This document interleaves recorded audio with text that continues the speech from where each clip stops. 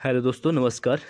Previous question paper की श्रेणी में आज हम बात करेंगे एक नए टॉपिक पे जिसका नाम है वैज्ञानिक समाजवाद। तो आज हम वैज्ञानिक समाजवाद से संबंधित सभी क्वेश्चनों का एनालिसिस करेंगे। प्लीज़ आप लोग वीडियो को लाइक कीजिए, शेयर कीजिए, सब्सक्राइब कीजिए। चलिए स्टार्ट करते हैं आज का पहला क्वेश्चन। यदि प्लेटो आज जीवित होते तो वे आधुनिक साम्यवादियों से अधिक साम्यवादी होते, यह कथन किसका है? तो ये कहा गया था मैक्सी के द्वारा। मैक्सी कहते हैं कि यदि प्लेटो आज जीवित होते तो वे आधुनिक साम्यवादियों से अधिक साम्यवादी होते। ये मैक्सी के द्वारा कहा गया था। आप देख सकते हैं प्लेटो ने पत्नियों और संपत्ति के साम्यवादी व्यवस्था से प्रभावित होकर मैक्सी ने कहा कि यदि वह आज जीवित होते तो आधुनिक साम्यवादियों से अधिक साम्यवादी होते। अगला क्वेश्चन की बात करेंगे, मार्क्सवाद के अनुसार संबंधित क्वेश्चन है। मार्क्सवाद के अनुसार राज्य एक वर्ग संरचना है, यानी इसका पहला राइट हो जाएगा।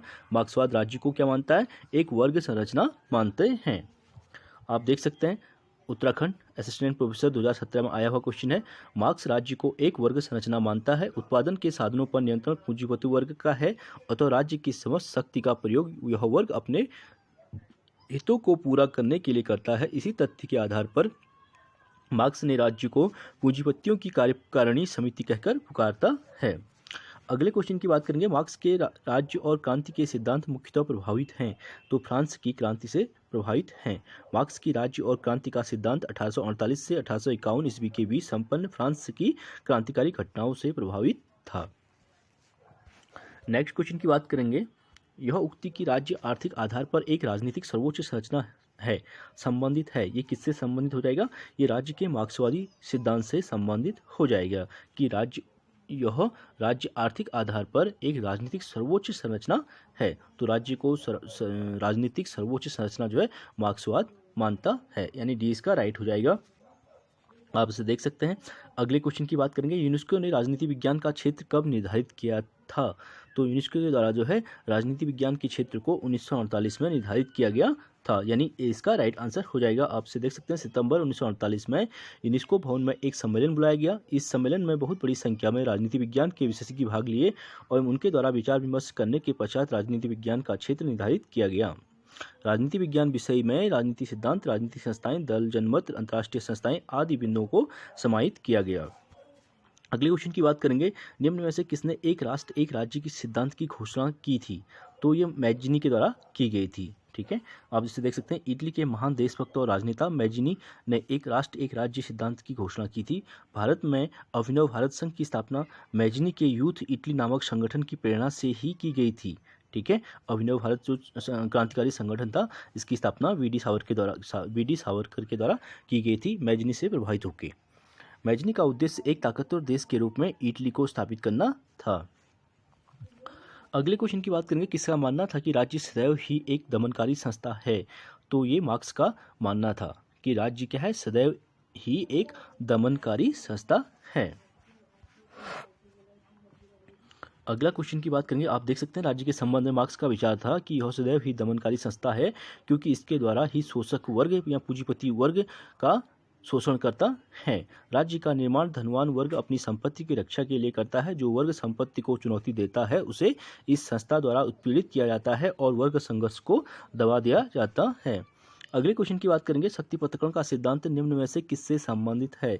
तो शक्ति पृथक्करण का जो सिद्धांत दिया था मॉन्टेस्क्यू के द्वारा दिया गया था, the spirit of laws book में अपनी। आप इसे देख सकते हैं इसका एक्सप्लेनेशन। अगले क्वेश्चन की बात करेंगे, मार्क्स के अनुसार राज्य के गठन का आसन कारण क्या था? तो इसमें जो इसका आंसर हो जाएगा असमाधि वर्ग संघर्ष।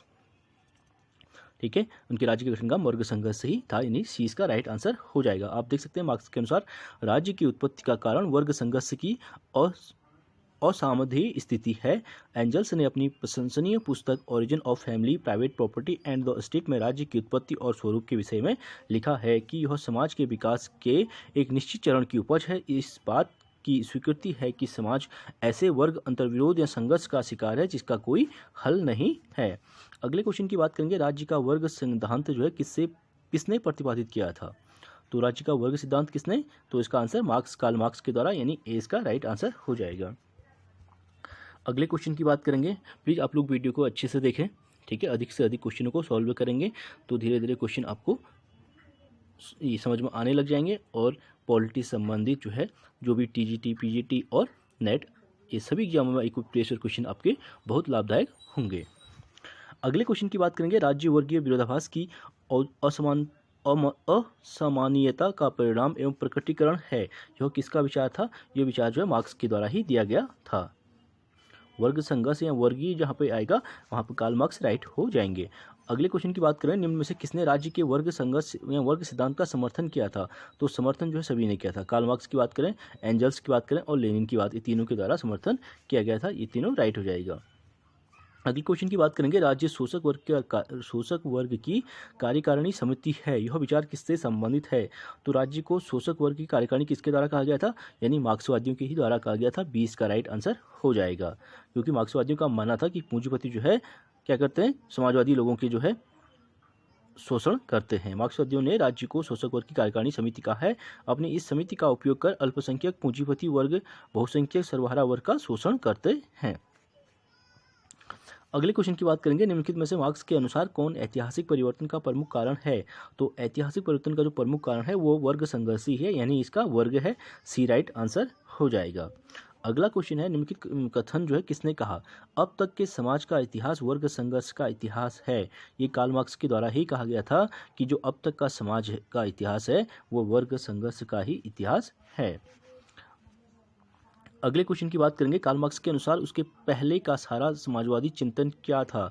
तो ये काल्पनिक था। ठीक है, पहला ए राइट हो जाएगा। आप देख सकते हैं कार्ल मार्क्स ने अपनी पुस्तक के critique of the Gotha programme में अपने पूर्व समाजवादी विचारकों की आलोचना करते हुए कल्पनावादी माना है। मार्क्स का कहना था कि उन्होंने सुंदर गुलाबों की कल्पना तो की पर उसके लिए जमीन नहीं तैयार की। ये कार्ल मार्क्स के द्वारा कहा गया था। कौन सी बुक में कहा गया था? Critique of the Gotha programme. अगले क्वेश्चन की बात करेंगे, मार्क्स किस देश के रहने वाले थे? तो इसका आंसर यहाँ पे बी दिया गया है, लेकिन जो है मार्क्स को जो है ये विवादास्पद क्वेश्चन रहा है। ठीक है, जर्मनी तो यहाँ पे दिया है, लेकिन वो जर्मनी से भी यूएसए चले जाते हैं बाद में, तो इनको जो है इनका जो है किसी भी देश में पर्टिकुलर नहीं माना जा सकता। ठीक है, तो इसीलिए ये क्वेश्चन जो है एनटी के द्वारा भी रॉन्ग किया गया था। इसमें सभी को बोनस मार्क दिया गया था। आप जर्मनी वैसे देख सकते हैं। अगले क्वेश्चन की बात करेंगे, मार्क्स का जन्म हुआ था। ठीक है, जर्मनी, यानी इसमें भी जर्मनी दिया हुआ है, तो सी राइट हो जाएगा। मार्क्स के अनुसार इतिहास उपज है, किसका उपज है? भौतिक शक्तियों का उपज है, यानी ए इसमें राइट हो जाएगा। मार्क्स के अनुसार भौतिक शक्तियां इतिहास के स्वरूप को निर्धारित करती हैं। इतिहास का प्रत्येक चरण उत्पादन की भौतिक शक्तियों के स्वामित्व और उससे निर्मित संबंधों के पारस्परिक संघर्षों का लेखा जोखा है। वहीं अगले क्वेश्चन की बात करेंगे, किन आधारों पर मार्क्स का द्वंद्वात्मक भौतिकवाद सामाजिक घटनाओं की व्याख्या और विश्लेषण करता है? किन आधारों पर करता है? भौतिक शक्तियों के आधार पर, यानी ए इसमें राइट हो जाएगा। ठीक है, आप देख सकते हैं। अगले क्वेश्चन की बात करेंगे, इनमें से किस वर्ग के विचारों ने वाद, प्रतिवाद और संवाद की द्वंद्वात्मक पद्धति का प्रयोग किया है? जो हेगल और कार्ल मार्क्स के द्वारा किया गया है। वाद, प्रतिवाद और संवाद की बात में द्वंद्वात्मक पद्धति का प्रयोग हेगल और कार्ल मार्क्स के द्वारा किया गया था। आप देख सकते हैं, हेगल और मार्क्स ने वाद, प्रतिवाद और संवाद की द्वंद्वात्मक पद्धति का प्रयोग किया। हेगल विश्व का अध्ययन सदैव विकासवादी दृष्टिकोण से करता है। इस विकासवादी क्रिया को हेगल ने द्वंद्वात्मक क्रिया यानी डायलेक्टिक प्रोसेस नाम दिया। इस द्वंद्वाद शब्द की उत्पत्ति यूनानी भाषा के शब्द डायलॉग से हुई है, जिसका अर्थ वाद विवाद करना होता है, जिसके फलस्वरूप संश्लेषण अर्थात संवाद की उत्पत्ति होती है, जो पहले दोनों रूपों से भिन्न होता है। मार्क्स और हेगल जो थे द्वंद्ववाद से प्रभावित थे, परंतु उसने हेगल के आदर्शवाद की उपेक्षा किया तथा द्वंद्वात्मक भौतिकवाद का प्रतिपादन किया था। अगला क्वेश्चन है, निम्नलिखित विचारों में से मार्क्स ने हेगल से कौन सा विचार लिया था? तो मार्क्स ने हेगल से द्वंद्वात्मक पद्धति ही ली गई थी, यानी सी इसका राइट आंसर हो जाएगा। Dialectic process. मार्क्स ने द्वंद्व यानी डायलेक्टिक का सिद्धांत किससे लिया था? हेगल से, यानी बी इसका राइट आंसर हो जाएगा। अगले क्वेश्चन की बात करेंगे, किसने विचारधारा को भ्रामक चेतना कहा है? तो विचारधारा को जो है भ्रामक चेतना कार्ल मार्क्स के द्वारा ही कहा गया था। बी इसका राइट आंसर हो जाएगा। अगले क्वेश्चन की बात करेंगे, निम्नलिखित में से कौन सा कथन कार्ल मार्क्स के दर्शन का प्रतिनिधित्व करता है? तो इसमें राज्य शोषण का एक साधन है। ठीक है, यही कार्ल मार्क्स के दर्शन का प्रतिनिधित्व करता है। इसमें सी राइट आंसर हो जाएगा। आप इसे देख सकते हैं। अगले क्वेश्चन की बात करेंगे, मार्क्सवाद मानते हैं कि राज्य एक वर्ग संरचना है, वर्ग संघर्ष है, ये राइट हो जाएगा। अगले क्वेश्चन की बात करेंगे, इतिहास की भौतिकवादी व्याख्या एवं वर्ग संघर्ष के सिद्धांत का निरूपण किसने किया था? ये कार्ल मार्क्स के द्वारा किया गया था। यानी बी इसका राइट आंसर हो जाएगा। कार्ल मार्क्स ने अपनी प्रसिद्ध रचना दास कैपिटल और कम्युनिस्ट मैनिफेस्टो में क्रमशः इतिहास की भौतिकवादी व्याख्या एवं वर्ग संघर्ष के सिद्धांत का प्रतिपादन किया था। किसमें किया था? दास कैपिटल और कम्युनिस्ट मैनिफेस्टो में। अगले क्वेश्चन की बात करेंगे। इतिहास की भौतिकवादी व्याख्या के माध्यम से मार्क्स स्पष्ट करना चाहते हैं कि उत्पादन की पद्धति इतिहास की गति निर्धारित करती है। डी इसका राइट आंसर हो जाएगा। अगला क्वेश्चन है, निम्नलिखित में से कौन एक मार्क्सवादी समाजवाद सिद्धांत पर आधारित है? तो मार्क्सवादी समाजवाद सिद्धांत पर जो आधारित है, परिवर्तन की मूल सच्चाई पदार्थ है। ठीक है, परिवर्तन की जो मूल सच्चाई है उसको पदार्थ मानते हैं, यानी सी इसका राइट आंसर हो जाएगा। आप इससे देख सकते हैं मार्क्सवादी जो है समाजवाद में भौतिकवादी मान्यता को स्वीकार करते हुए परिवर्तन के मूल में पदार्थ की सत्ता को माना है। विकास की द्वंद्वात्मक पद्धति के अनुरूप पदार्थ अपने विरोधी प्रतिवाद को उत्पन्न करता है। वाद और प्रतिवाद का संश्लेषण संवाद के रूप में होता है। इनके द्वारा ये कहा गया था, सबसे पहले वाद होता है किसी विषय में, फिर उसमें प्रतिवाद होता है और अंत में वही वाद और प्रतिवाद से मिलकर एक नया संवाद बन जाता है। अगले क्वेश्चन की बात करेंगे, निम्नलिखित में से कौन सा मार्क्सवाद से संबंधित नहीं है? ठीक है, इतिहास की भौतिकवादी व्याख्या मार्क्सवाद में कहा गया है, ये राइट हो जाएगा। वही वर्ग संघर्ष की बात करेंगे, ये भी राइट हो जाएगा। देख लेते हैं, अतिरिक्त मूल्य का सिद्धांत भी कार्ल मार्क्स के द्वारा दिया गया था, ये भी राइट होगा। यद माध्यम जो है ये इससे संबंधित नहीं है।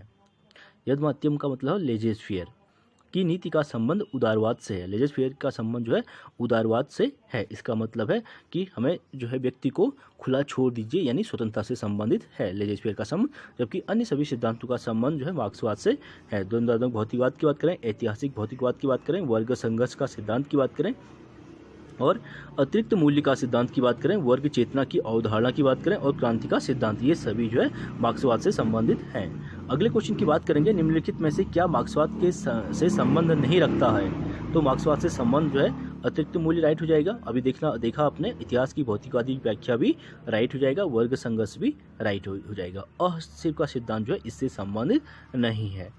अगला क्वेश्चन है, द्वंद्वात्मक भौतिकवाद का सिद्धांत निम्न में से किसका है? तो वैज्ञानिक समाजवाद का, यानी ए इसमें राइट आंसर हो जाएगा।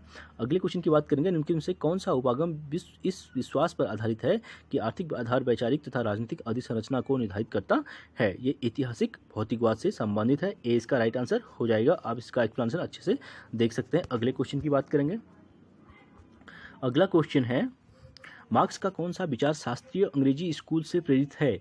तो इसका ए और बी दोनों राइट हो जाए। लेबर सिद्धांत और अतिरिक्त मूल्य सिद्धांत दोनों ये राइट हो जाएंगे। आप इसे देख सकते हैं। अगले क्वेश्चन की बात करेंगे, किसने कहा सर्वहारा की तानाशाही मार्क्स के सिद्धांत का सार है? ये कहा गया था लेनिन के द्वारा। लेनिन कहते हैं कि सर्वहारा की जो तानाशाही है मार्क्स के सिद्धांत का सार है। आप देख सकते हैं, लेनिन ने सर्वहारा की तानाशाही या अधिनायकवाद को मार्क्सवाद का सार माना है, लेकिन उनके अनुसार समाजवादी क्रांति से सर्वहारा का अधिनायकत्व स्थापित होगा। यह व्यवस्था उत्पादन के प्रमुख साधनों को सामाजिक स्वामित्व में रखेगी और अपनी सारी शक्ति तथा राज्य के सब संसाधनों का प्रयोग इस तरह पर करेगी जिससे साम्यवाद के अवशेषों को मिटाया जा सके। वहीं अगले क्वेश्चन की बात करेंगे, निम्नलिखित में से किससे मार्क्सवाद को लेनिन का सर्वाधिक विशिष्ट योगदान माना जाता है? ये दल का सिद्धांत जो है इसको माना जाता है, ये राइट हो जाएगा डी इसमें। मार्क्सवाद जो है दल का सिद्धांत को लेनिन का सर्वाधिक विशिष्ट योगदान मानता है। आप इसे देख सकते हैं, मजदूर वर्ग को प्रशिक्षित करने, नेतृत्व करने व क्रांति वर्ग की ज्वाला को बनाए रखने के लिए लेनिन ने दल के महत्व को स्वीकार किया था। सोवियत रूस में क्रांति को सफल बनाने के लिए लेनिन ने बोल्शेविक दल का गठन किया और वर्ष 1917 में जारशाही को उखाड़ फेंका था। किसके द्वारा? लेनिन के द्वारा। अगले क्वेश्चन की बात करेंगे, मार्क्स के अनुसार सर्वहारा के अधिनायकत्व के दौरान उत्पादन के साधनों का प्रयोग होता है, तो ये सामाजिक अच्छाई के लिए होता है। ठीक है, मार्क्स के अनुसार, यानी मार्क्स कहते हैं सर्वहारा के अधिनायकत्व के दौरान दौरान उत्पादन के साधनों का प्रयोग जो है सामाजिक अच्छाई के लिए होता है। अगले क्वेश्चन की बात करेंगे हम, मार्क्स ने पट्टिशियन, प्लेबियन और गिल्ड मास्टर जर्नीमैन का उल्लेख किस संदर्भ में किया था? तो वर्ग संघर्ष के संदर्भ में किया था। ये इसका राइट आंसर हो जाएगा। आप इसे देख सकते हैं। अगले क्वेश्चन की बात करेंगे, सतत क्रांति का सिद्धांत किसने दिया था? तो सतत क्रांति, ठीक है, सस्टेनेबल रिवोल्यूशन की बात जो की गई थी माओ से तुंग के द्वारा की गई थी, यानी इसका आंसर जो है सी राइट हो जाएगा। आप देख सकते हैं, सतत क्रांति या निरंतर क्रांति का सिद्धांत माओ से के द्वारा दिया गया था। माओ के द्वारा दिया। माओ के अनुसार क्रांति कोई अंतिम समाधान नहीं है, बल्कि यह केवल अभिष्ट दिशा में प्रगति का एक चरण है। आर्थिक मोर्चे पर समाजवादी क्रांति हो जाने के बाद समाजवादी व्यवस्था अपने आप सुदृढ़ नहीं हो जाएगी। इसके लिए राजनीतिक, सांस्कृतिक, शैक्षिक और विचारधारात्मक मोर्चों पर समाजवाद को बढ़ावा देना जरूरी होगा, जिसमें लंबा समय लगेगा। अतः समाजवादी पुनर्निर्माण की प्रक्रिया निरंतर क्रांति की प्रक्रिया है, जिसमें कभी कोई ढील नहीं दी जा सकती। अगला क्वेश्चन है, माओ के अनुसार मार्क्सवादी क्रांति में कृषकों की भूमिका क्या होगी? महत्वपूर्ण होगी। ठीक है, माओ जो है कृषकों के माध्यम से क्रांति को सर्वोच्च शिखर पर ले जाना चाहते थे, इसलिए इनको इम्पोर्टेंस दी गई है। अगले क्वेश्चन की बात करेंगे, आप देख सकते हैं माओ के अनुसार मार्क्सवादी क्रांति में कृषकों की महत्वपूर्ण भूमिका होगी। माओ किसानों को साथ लेकर मार्क्सवादी क्रांति की सफलता के लिए संघर्ष करता रहा। चीन के गांवों में विद्रोही किसानों को एकजुट करते हुए उसने चीनी सोवियत रिपब्लिक की नींव रखी थी। लोक युद्ध यानी पीपल्स वॉर की संकल्पना विकसित करने का श्रेय किसको जाता है? ये माओ से तुंग को ही जाएगा। इसका आंसर डी राइट हो जाएगा। आप देख सकते हैं लोक युद्ध यानी पीपल्स वॉर का सिद्धांत माओ से तुंग की अपनी विशिष्ट एवं मौलिक संकल्पना है। इसके अंतर्गत माओ ने सेना व हथियारों की तुलना में जनता को अधिक महत्व प्रदान किया गया है। अगले क्वेश्चन की बात करेंगे, निम्न में से कौन सांस्कृतिक क्रांति के लिए जाना जाता है? तो सांस्कृतिक क्रांति के लिए भी माओ से तुंग को जाना जाता है। बी इसका राइट आंसर हो जाएगा। आप देख सकते हैं। अगले क्वेश्चन की बात करेंगे, मार्क्स ने साम्यवाद को अस्त व्यस्त स्थिति में पाया और उसे एक आंदोलन बना दिया। उसके द्वारा उसे एक दर्शन और दिशा मिली। यह कथन किसका है? यह कथन जो है लास्की का है। डी इसमें राइट आंसर हो जाएगा। अगले क्वेश्चन की बात करेंगे, श्रमिकों की तानाशाही के सिद्धांत को किसने सुपरिष्कृत किया था? तो ये लेनिन ने स्टे एंड रिवॉल्यूशन में अपनी बुक जो स्टे एंड रिवॉल्यूशन लिखी गई थी उसमें ये श्रमिकों की तानाशाही के सिद्धांत को सुपरिष्कृत किया गया था। किसके द्वारा? लेनिन के द्वारा। लेनिन ने वर्ष 1917 में लिखी अपनी पुस्तक राज्य और क्रांति स्टेट एंड रिवॉल्यूशन में श्रमिक की तानाशाही को स्पष्ट करने का प्रयास किया, लेकिन 1918 में लिखी अपनी पुस्तक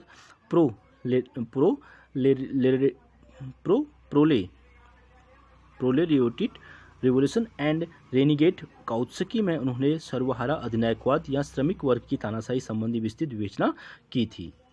आप देख सकते हैं इसे। अगले क्वेश्चन की बात करेंगे, सर्वहारा वर्ग का अधिनायकत्व की अवधारणा का प्रतिपादन किया गया था। तो किसके द्वारा किया गया था? लेनिन द्वारा स्टेट एंड रिवॉल्यूशन में, यानी 20 का राइट आंसर हो जाएगा।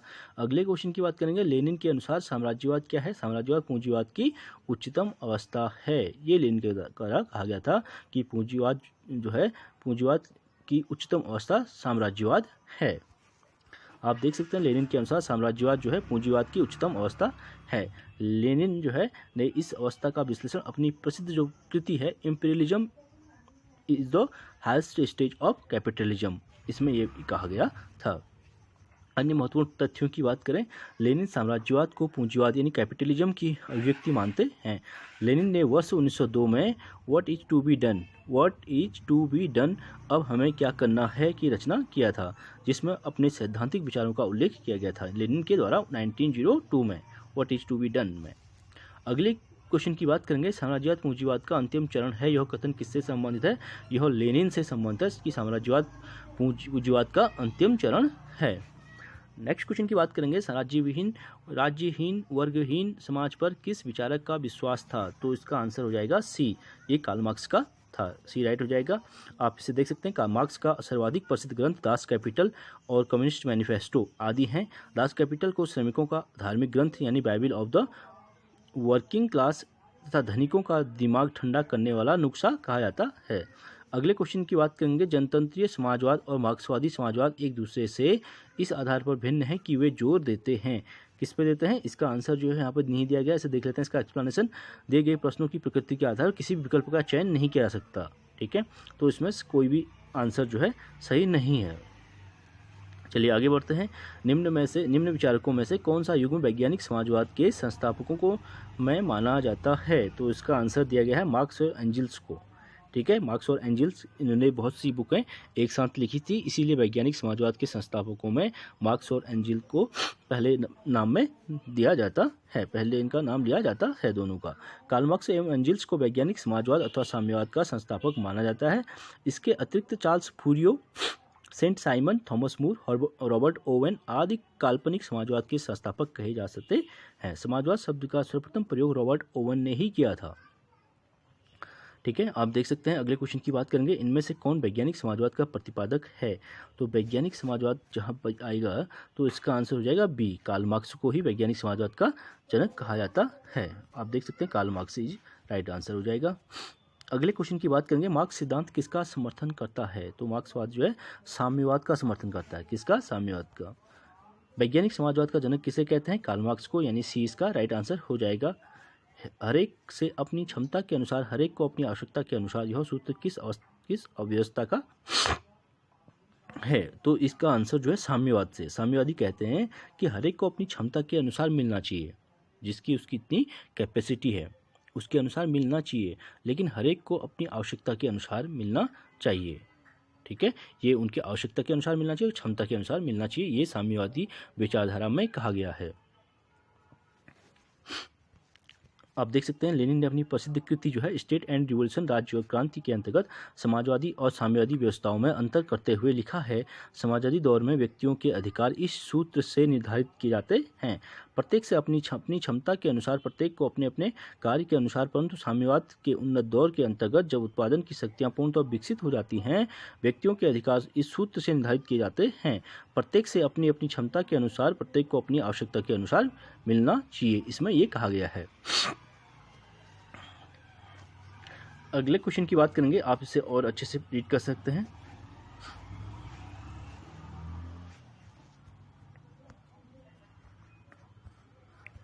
अगला क्वेश्चन है, राज्य को लुप्त हो जाने का विचार संबंधित है किससे? साम्यवाद से ही संबंधित है, इसका सी राइट आंसर हो जाएगा। राज्य के लुप्त हो जाने का विचार साम्यवाद से संबंधित है। मार्क्स के अनुसार सर्वहारा वर्ग के अधिनायकत्व के बाद जब विरोधी वर्गों का अंत हो जाएगा तो राज्य की सत्ता का भी अंत हो जाएगा और राज्यहीन व वर्गहीन समाज की स्थापना होगी। एक दिन ऐसा आएगा जब राज्य लुप्त हो जाएगा। किसने कहा था? कार्ल मार्क्स के द्वारा, यानी 20 का राइट आंसर हो जाएगा। किसने दावा किया था कि राज्य आखिरकार मुरझा जाएगा? यही मार्क्स के द्वारा ही कहा गया था।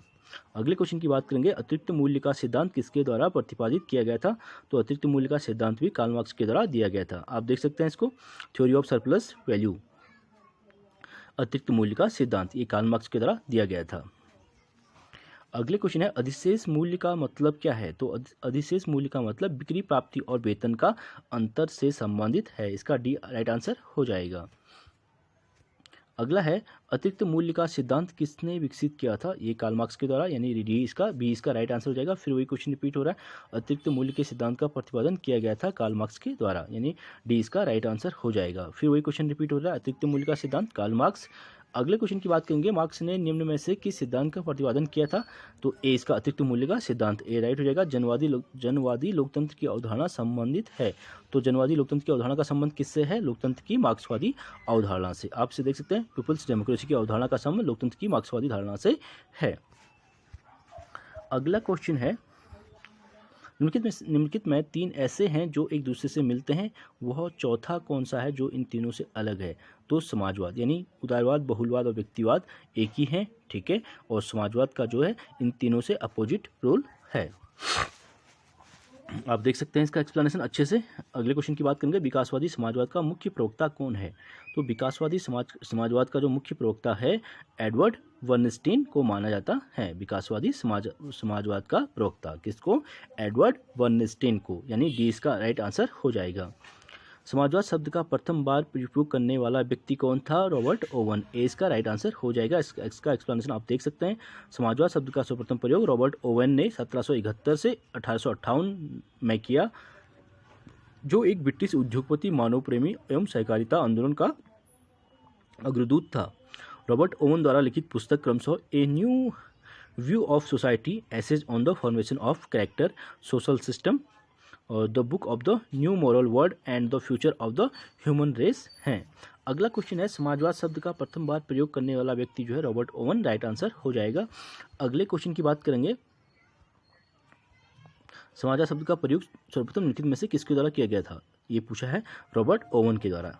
आंग्ल भाषी जगत में राजनीतिक सिद्धांत मर चुका है, साम्यवादी देशों में वह बंदी है और अन्यत्र मर रहा है, यह कथन किसका है? यह कथन जो है रॉबर्ट टेहल का है। 70 का जो है डी राइट आंसर हो जाएगा। अगले क्वेश्चन की बात करेंगे, मार्क्सवादी केवल वही है जो वर्ग संघर्ष की मान्यता को मजदूर वर्ग की तानाशाही की मान्यता तक ले जाता है, यह किसके द्वारा कहा गया था?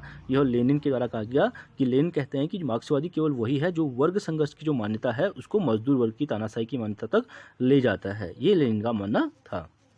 आप देख सकते हैं इसको। अगले क्वेश्चन की बात करेंगे, लेनिन का मार्क्स के सिद्धांतों की दृढ़ता में एवं कट्टरतम स्वीकृति होने के साथ परिस्थितियों के अनुसार इन सिद्धांतों की स्वतंत्रतम बदलती हुई व्यवस्था है। यह कथन किसका है? यह कथन जो है जॉर्ज एच सेबाइन का है। सेबाइन के द्वारा ये कहा गया था कि लेनिन का जो मार्क्सवाद है, मार्क्स के सिद्धांतों की दृढ़ता में एवं कट्टरतम स्वीकृति होने के साथ परिस्थितियों के अनुसार इन सिद्धांतों की स्वतंत्रता बदलती हुई व्यवस्था है। आप देख सकते हैं जॉर्ज एच सेबाइन ने अपनी पुस्तक the history of political theory, ठीक है, सेबाइन की जो मोस्ट इंपोर्टेंट बुक है the history of political theory, 1973 में लिखा कि लेनिन का जो मार्क्सवाद है, मार्क्स के सिद्धांतों की दृढ़ता एवं कट्टरतम स्वीकृति होने के साथ परिस्थितियों के अनुसार इन सिद्धांतों की स्वतंत्रतम बदलती हुई व्यवस्था है। अगले क्वेश्चन की बात करेंगे, कार्ल मार्क्स ने किस विचार का प्रतिपादन नहीं किया? तो मार्क्स ने किसका विचार नहीं किया? साम्राज्यवाद पूंजीवाद का उच्चतम चरण है, ये लेनिन के द्वारा कहा गया था, इसमें कार्ल मार्क्स के द्वारा नहीं कहा गया था, यानी सी इसका राइट आंसर हो जाएगा। आप देख सकते हैं अन्य जो मत दिए गए हैं वो मार्क्स ने धर्म को जनता की अफीम के रूप में स्वीकारा था। मार्क्स ने विचारधारा को मिथ्या चेतना की अभिव्यक्ति कहा था, ठीक है, और मार्क्स के अनुसार बल एक नवीन समाज को जन्म देने वाले प्रत्येक पुराने समाज की दाई हैं। अगले क्वेश्चन की बात करेंगे, नए समाज रूपी शिशु को गर्भ में धारण करने वाली हर पुरानी व्यवस्था के लिए शक्ति एक दाई है। यह कथन किसका है? यह कथन कार्ल मार्क्स का है। अगला क्वेश्चन है, निम्न में से किसने धर्म को लोगों के लिए अफीम कहा था? ये कार्ल मार्क्स के द्वारा धर्म को अफीम कहा गया था। शक्ति बंदूक की नली से निकलती है, यह कथन जो है माओ से तुंग के द्वारा दिया गया था, इसका आंसर डी हो जाएगा। आप देख सकते हैं शक्ति बंदूक की नली से निकलती है, कथन माओ से तुंग का है। माओ से तुंग को मार्क्सवाद को यूरोपीय से एशियाई रूप में देने के लिए जाना जाता है। माओ से तुंग के द्वारा लंबी छलांग 1958 से 60 के बीच में सैकड़ों फूल का अभियान और महान सर्वहारा सांस्कृतिक क्रांति जैसे क्रांतिकारी प्रयोग किए गए थे। माओ की प्रमुख रचनाओं में ऑन कंट्राडिक्शन, ठीक है, मोस्ट इंपोर्टेंट बुक है माओ से तुंग की, on contradiction, new democracy, on coalition government, people's democratic dictatorship, ये चारों बुक इनके द्वारा लिखी गई हैं। माओ के द्वारा दिए गए सिद्धांतों के अंतर्विरोध का नियम, समाजवादी पुनर्निर्माण की प्रक्रिया, सांस्कृतिक क्रांति की अवधारणा, असंगति का सिद्धांत, शक्ति का सिद्धांत, लोक युद्ध का सिद्धांत, सशस्त्र का सिद्धांत, सशस्त्र क्रांति का सिद्धांत, जनवादी लोकतंत्र का सिद्धांत आदि हैं। अगले क्वेश्चन की बात करेंगे, निम्न से किस लेखक के अनुसार शक्ति बंदूक की नली से निकलती है? ये किसके अनुसार है? माओ से तुंग के अनुसार, यानी इसका डी राइट आंसर हो जाएगा। अगला क्वेश्चन है, सूची को सूची दो से मिलाने की बात कर रहा है, इसे देख लेते हैं। माओ से तुंग के द्वारा क्या कहा गया था? सैन्य शक्तियों का केंद्रीकरण देखने में आसान मालूम होता है किंतु आलम में यह बहुत कठिन है, ये माओ से तुंग कहते हैं।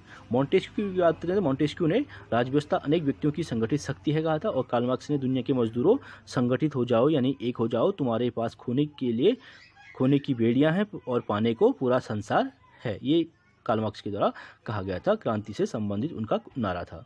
और लेनिन क्या कहते हैं? वे लोग खतरनाक हैं जो यह नहीं समझते कि साम्राज्यवाद के खिलाफ संघर्ष तब तक दिखावा है जब तक कि इसे अवसरवाद की लड़ाई के साथ बांध ना दिया जाए।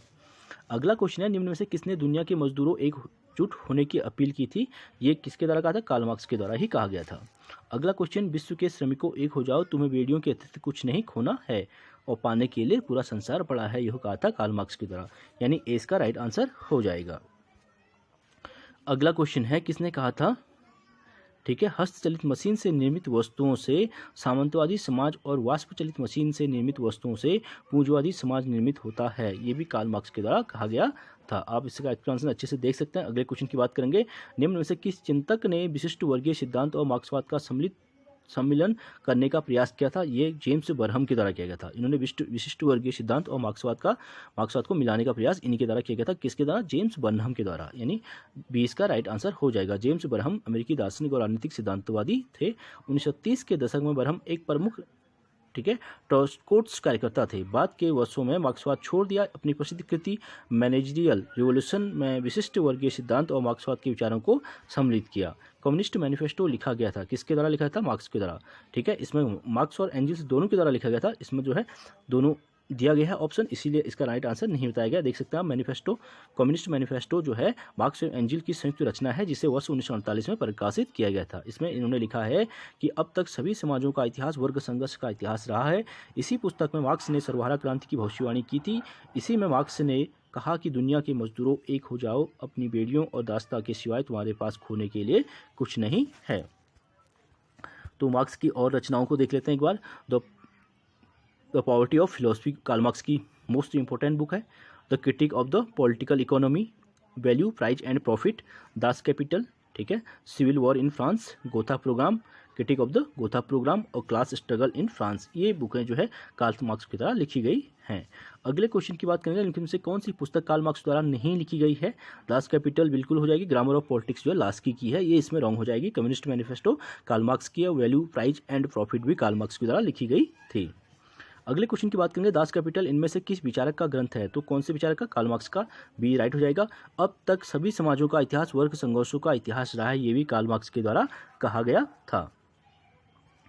ये देख सकते हैं आप लोग, बुर्जुआ वर्ग का संबंध पूंजीवाद के अंतर्गत वह वर्ग जो सामाजिक उत्पादन के प्रमुख साधनों पर अपना स्वामित्व और नियंत्रण स्थापित कर लेता है, तो यह पूंजीपति वर्ग का पर्याय है। बुर्जुआ वर्ग को कुल मिला के आप लोग पूंजीपति वर्ग समझ सकते हैं। सर्वहारा वर्ग की बात करें तो वर्किंग क्लास, सर्वहारा वर्ग वो है पूंजीवाद के अंतर्गत औद्योगिक कामगारों का वह विशाल वर्ग जो जनसाधारण की श्रेणी में आता है तथा यह कामगार वर्ग का पर्याय है। इसके पास कोई निजी संपत्ति नहीं होती, यह केवल अपनी श्रम शक्ति के बल पर जीवन निर्वाह करने के लिए विवश होता है। ये सर्वहारा वर्ग है। अगला क्वेश्चन है, यह सिद्धांत किसने प्रस्तुत किया कि नव उपनिवेशवाद साम्राज्यवाद की अंतिम अवस्था है? यह नक्रुमा के द्वारा कहा गया था। नक्रुमा ने जो कहा था कि नव उपनिवेशवाद, ठीक है, न्यू कॉलोनिज्म की बात करते हैं, वो नव उपनिवेशवाद साम्राज्यवाद की अंतिम अवस्था है। ये किसके नक्रुमा के द्वारा कहा गया था। आप इसका एक्सप्लेनेशन अच्छे से देख सकते हैं। नव उपनिवेशवाद साम्राज्यवाद की अंतिम अवस्था है, यह कथन जो है नक्रुमा का है। नक्रुमा जो है आप देख सकते हैं, नक्रुमा घाना के प्रथम प्रधानमंत्री और राष्ट्रपति थे। घाना ने इन्हीं के नेतृत्व में 1957 में ब्रिटेन से आज़ादी प्राप्त की थी। अच्छा, नक्रुमा रूस के क्रांतिकारी लेनिन के अनुयायी थे, समझ रहे हैं। इन्हें अफ्रीका का लेनिन भी कहा जाता है। लेनिन की भांति इन्होंने भी अपनी पुस्तक का नाम नव उपनिवेशवाद साम्राज्यवाद की अंतिम अवस्था रखा। ज्ञातव्य है कि लेनिन ने उपनिवेशवाद को साम्राज्यवाद की उच्चतम चरण कहा है। अगले क्वेश्चन की बात करेंगे, लाखों लोग मार्क्स को देवता के रूप में पूजते हैं और अन्य लाखों लोग एक दुष्ट के रूप में घृणा करते हैं। यह कथन किसका है? यह मैक्सी ने कहा था कि मार्क्स ने जो है कुछ, ठीक है, लाखों लोग मार्क्स को पूजते हैं और उन्हीं में से लाखों लोगों में से कुछ लाखों लोग इसको दुष्ट के रूप में घृणा भी करते हैं। ये मैक्सी के द्वारा कहा गया था। आप देख सकते हैं कार्ल मार्क्स वैज्ञानिक समाजवाद का जन्मदाता। यदि मार्क्स से पहले अनेक ब्रिटिश फ्रेंच विचारक थे जिनके द्वारा समाजवादी विचार व्यक्त किए गए। इनमें फ्रांस के नायल वेवोक, सेंट साइमन, चार्ल्स फोरियर और इंग्लैंड के John de Sismondi, William Thompson तथा रॉबर्ट ओवेन प्रमुख थे। लेकिन मार्क्स के सामाजिक परिवर्तन वाली शक्तियों की व्याख्या कर उसे वैज्ञानिकता प्रदान की। मार्क्स के विचार इतने प्रभावी हुए कि विश्व दो सिरों बट गया। मार्क्स का मूल्यांकन करते हुए मैक्सी ने लिखा है कि निष्पक्ष रूप से उस व्यक्ति के बारे में कुछ भी कहना बहुत कठिन हो जाता है जिसे लाखों लोग ईश्वर की भांति पूजते हैं और लाखों लोग पिचास मानकर घृणा करते हैं। अगले क्वेश्चन की बात करेंगे, मार्क्सवादी समाजवाद के अनुसार समाजवाद राज्य में राज्य क्या है? आवश्यक है, यानी 20 का राइट आंसर हो जाएगा। मार्क्सवाद स्थापित करना चाहता है। मार्क्सवाद जो है न्याय संगत समाज, उत्पादन एवं वितरण पर आधारित समाज, शोषण विहीन और वर्ग विहीन समाज की बात मार्क्सवाद के द्वारा की गई थी। इसका डी आंसर राइट हो जाएगा। अगला क्वेश्चन है, सर्वप्रथम किस मार्क्सवादी ने राष्ट्रवाद के अभिमत को स्वीकार किया था? यह स्टोलिन के द्वारा किया गया था, यानी 20 का राइट आंसर होगा। सर्वप्रथम जो है किस मार्क्सवादी ने राष्ट्रवाद के अभिमत को स्वीकार किया था? वो स्टोलिन थे। आप देख सकते हैं जोसेफ स्टोलिन ने मार्क्सवाद के अंतर्गत राष्ट्रवाद नेशनलिज्म का विचार जो है प्रस्तुत किया था। इसके पहले मार्क्स, एंजिल और लेनिन का विचार अंतर्राष्ट्रीयवाद यानी इंटरनेशनलिज्म में विश्वास रखता था। लेकिन स्टोलिन ऐसे प्रथम मार्क्सवादी विचारक और राजनेता थे जिसने एक देश में समाजवाद का सिद्धांत प्रस्तुत किया, जिसके द्वारा क्रांति के अंतर्राष्ट्रीयवाद की चाहत कम हो गई। अगला क्वेश्चन है, माओ ने चीन में मार्क्सवाद की स्थापना करने के लिए किस विचारक के विचारों को उखाड़ फेंका था? तो उनके द्वारा कन्फ्यूशियस के विचारों को उखाड़ फेंका था। इसके माओ से तुंग के द्वारा माओ ने चीन में मार्क्सवाद की स्थापना करने के लिए चीन की 6वीं सदी ईस्वी पूर्व के समाज सुधारक कन्फ्यूशियस के चीनी समाज में व्याप्त विचारों एवं मान्यताओं को उखाड़ फेंका था। माओ एक शिक्षक थे। माओ ने सांस्कृतिक क्रांति के अपने आंदोलन के दौरान वर्ष 1973 में क्रिटिसाइज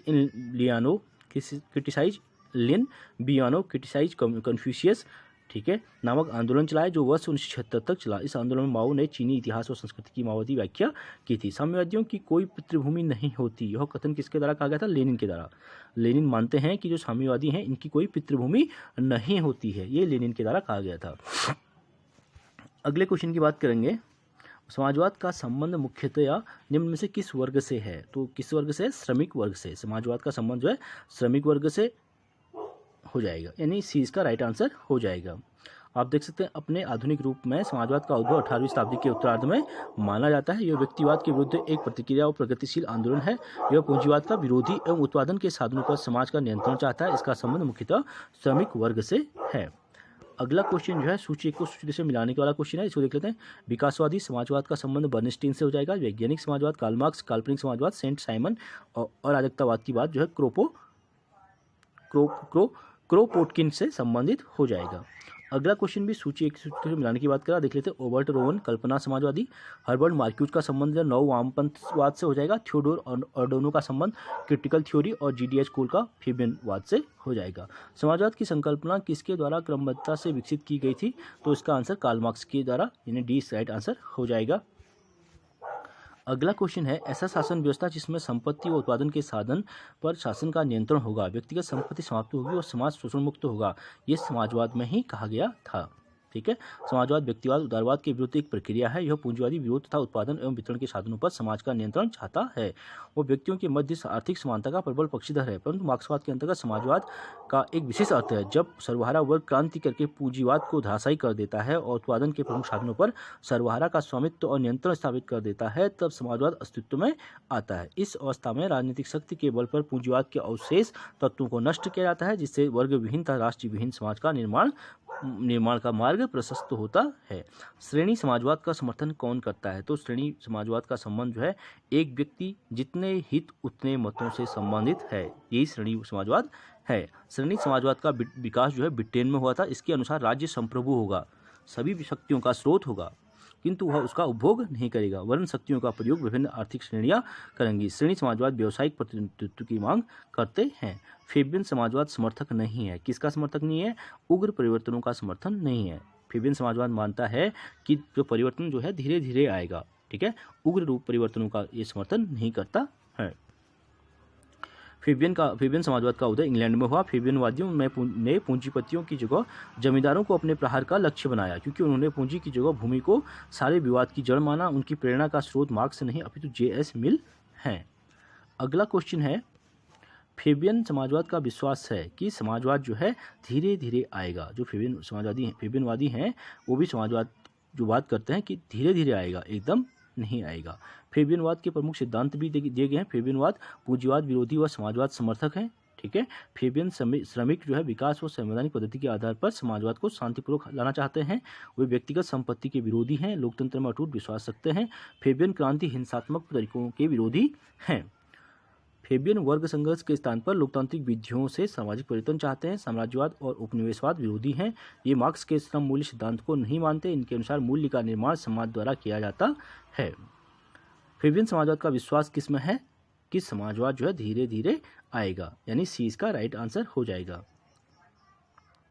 आप देख सकते हैं फेबियन समाजवाद यानी फेबियनवाद का उद्भव वर्ष 1884 में इंग्लैंड के 10-12 व्यक्तियों द्वारा फेबियन सोसाइटी के गठन के परिणामस्वरूप हुआ। इस संगठन का नाम उन्होंने महान रोमन सेनापति क्विंटस फेबियस के नाम पर रखा था। अगला क्वेश्चन है, लोकतांत्रिक समाजवाद किसका आधुनिक रूप है? तो लोकतांत्रिक जो समाजवाद है वो फेबियनवाद का ही आधुनिक रूप है, यानी फेबियनवाद का जो आधुनिक रूप है लोकतांत्रिक समाजवाद है। अगले क्वेश्चन की बात करेंगे, श्रेणी समाजवाद का संबंध जो है, श्रेणी समाजवाद का संबंध निम्न से किस देश से रहा है? तो इसका आंसर ब्रिटेन हो जाएगा, सी इसका राइट आंसर हो जाएगा। अगले क्वेश्चन की बात करेंगे, सिंडिकेटलिस्ट समाजवाद में इनमें से किस पर अधिक जोर दिया गया है? तो इस पर श्रमिक संघ और व्यापक हड़ताल पर, यानी डी इसका राइट आंसर हो जाएगा। अगले क्वेश्चन की बात करेंगे, समाजवाद एक टोप के समान है जिसकी आकृति बिगड़ चुकी है क्योंकि प्रत्येक व्यक्ति इसे पहनता है, यह किसने कहा था? ठीक है, इसका आंसर जो है CEM जोड, यानी डी इसका राइट आंसर हो जाएगा। आप देख सकते हैं समाजवाद एक टोप के समान है जिसकी आकृति बिगड़ चुकी है क्योंकि प्रत्येक व्यक्ति इसे पहनता है, यह कथन CEM जोड का है। समाजवाद आज के युग के सर्वाधिक लोकप्रिय विचारधारा है और इसकी लोकप्रियता ने ही इसे बहुत हद तक अनिश्चितता के रूप में प्रदान कर दिया है। रैमजे म्योर भी समाजवाद के संबंध में कहते हैं कि समाजवाद परिस्थितियों के अनुसार रंग बदलने वाला गिरगिट का सा धर्म है। ये रैमजे म्योर के द्वारा कहा गया था। और रैमजे मैकडोनाल्ड के द्वारा समाजवाद समाज की भौतिक तथा आर्थिक शक्तियों की एक ऐसी व्यवस्था चाहता है जिस पर मानवीय शक्ति का नियंत्रण हो। अगला क्वेश्चन है, समाजवाद उस टोप की तरह है जिसे इतने व्यक्तियों ने पहना है कि उसका स्वरूप नष्ट हो गया है। यह कथन किसका है? ये CM जूड का ही है। इसका बी आंसर हो जाएगा। अगला क्वेश्चन, समाजवाद से अभिप्राय आय की समानता के अतिरिक्त कुछ भी नहीं। यह कथन किसका है? यह बर्नार्ड शॉ के द्वारा कहा गया कि समाजवाद से अभिप्राय यह है कि समानता के अतिरिक्त कुछ भी नहीं। ये समानता की बात की गई थी बर्नार्ड शॉ के द्वारा। अगला क्वेश्चन है, 1835 के अपने भाषण में किसने समाजवाद शब्द का बार बार प्रयोग किया था? यह रॉबर्ट ओवन के द्वारा किया गया था। इसका आंसर ए हो जाएगा। ठीक है, उनकी बुकें हैं new view of society, the book of the new moral world.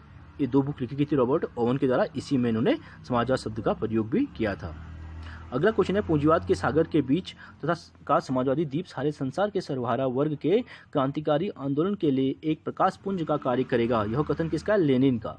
Lenin का मानना है कि पूंजीवाद के सागर के बीच का समाजवादी द्वीप सारे संसार के सर्वहारा वर्ग के क्रांतिकारी आंदोलन के लिए एक प्रकाश पुंज का कार्य करेगा। ये लेनिन का मानना था। अगला क्वेश्चन है, मार्क्सवाद को युग का भ्रम किसने कहा था? मार्क्सवाद को युग का भ्रम जो है एक्टन, लॉर्ड एक्टन के द्वारा कहा गया था। यानी इसका आंसर जो है ए हो जाएगा। अगला क्वेश्चन है, समाजवाद परिस्थितियों के अनुसार रंग बदलने वाला गिरगिट का धर्म है। यह किसने कहा था? ये रैमजे म्यूर के द्वारा कहा गया था। डी इसका राइट आंसर हो जाएगा। अगले क्वेश्चन की बात करें, किसने कहा कि राज्य एक मशीन से बढ़कर कुछ नहीं है?